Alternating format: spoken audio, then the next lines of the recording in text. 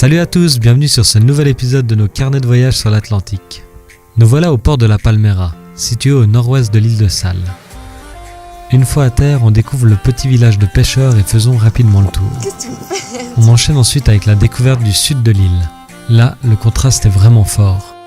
On embarque dans un bus local appelé ici Aluguer, qui signifie louer en portugais. Parce qu'on a mangé un délicieux petit sandwich et maintenant on va se balader sur cette plage de sable blanc qui est magnifique.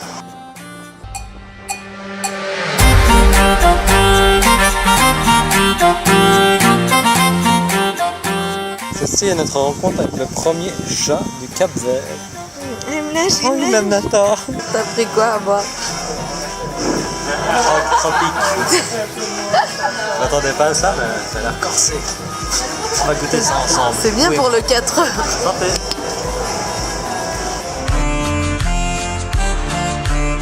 Le lendemain, on part avec nos acolytes à la découverte des piscines naturelles de Buracona, situées au nord-est de l'île. Après avoir tenté de négocier un aluguer, on part finalement à pied sur cette route désertique.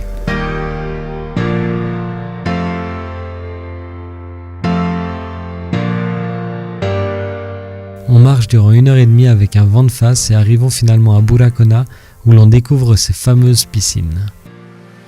On reste bouche bée par la puissance des vagues qui s'engouffrent dans les bassins. J'en profite pour réviser quelques plongeons.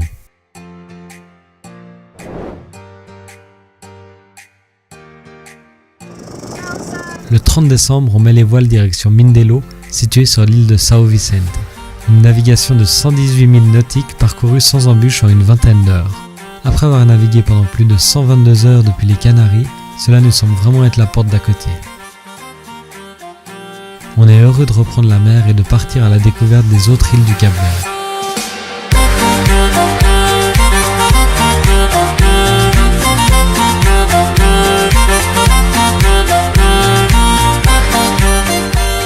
Quelques milles avant notre arrivée, un banc de dauphins fait son apparition et nous escorte direction la baie de Mindelo.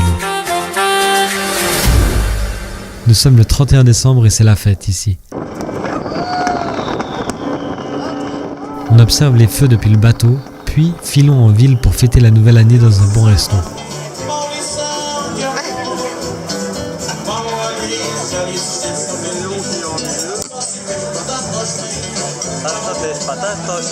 Bref. Nous passons la première semaine de notre séjour à Mindelo au mouillage. Il fait beau, l'eau est belle et on en profite matin, midi et soir.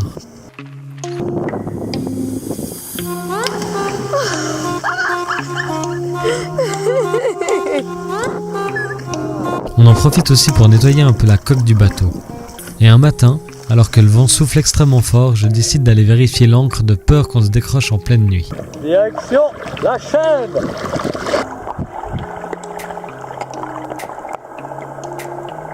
Effectivement, la baie de Mindelo va nous permettre de ressentir un phénomène bien connu des marins, l'effet Venturi. Cela consiste en fait à une accélération forte du vent en contact avec les reliefs d'une île. On aura le droit à des pics à plus de 100 km/h avec un vent continu à plus de 75 km/h.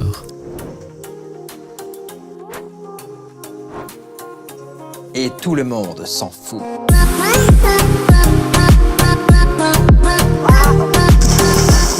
Pour se relaxer, on passe quelques journées sur la magnifique plage de sable blanc située à 5 minutes de la marina de Mindelo. Notre séjour sur São Vicente nous permet aussi de faire une jolie randonnée en escaladant le plus haut sommet de l'île, j'ai nommé le Monte Verde. Un aluguer nous pose au milieu de nulle part et on commence l'ascension.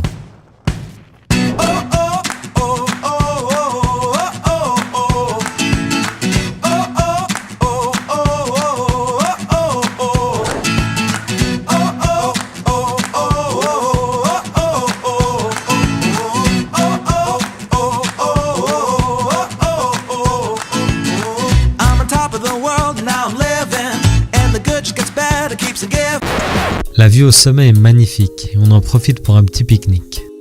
Nous rentrons en autostop au voilier et faisons la rencontre de Popeye, un ami de Patrice qui s'est installé au Cap-Vert depuis quelque temps. Le soir suivant, les femmes de bord passent en mode chasseuse. Des charançons ont été retrouvés dans un paquet de riz. Natalia et Michel scrutent le navire à la recherche de ces vilaines bêtes. Un jour, nous partons avec Michel découvrir le sud de l'île.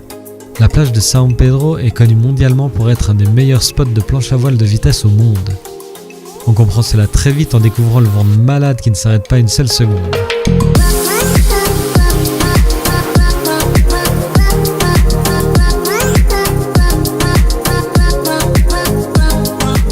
La vie entre la marina et le mouillage se passe bien.